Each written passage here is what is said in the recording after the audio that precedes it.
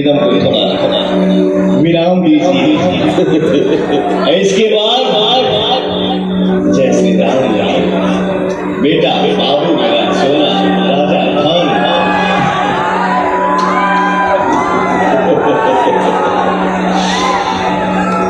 ये जो भोजपुरी का एक गाना है, इस गाने के लिए तो आप लोगों का ताली ही काफी है। लव यू अमर भाई। एक बार ये गाना के हम गावल चाहते नहीं आप लोगों के ताली के साथ, और ये आप लोग साथ में गाएंगे भी। गोलियां बोलियां झूमे मुट्ठी को झूमे लगाता,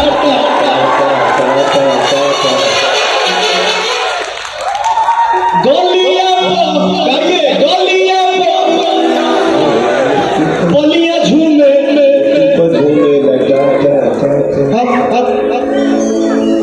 मुस्की को झूमे लगाता। अरे घाटा गोरखपुर देवरिया में तो हर भूख रहेला।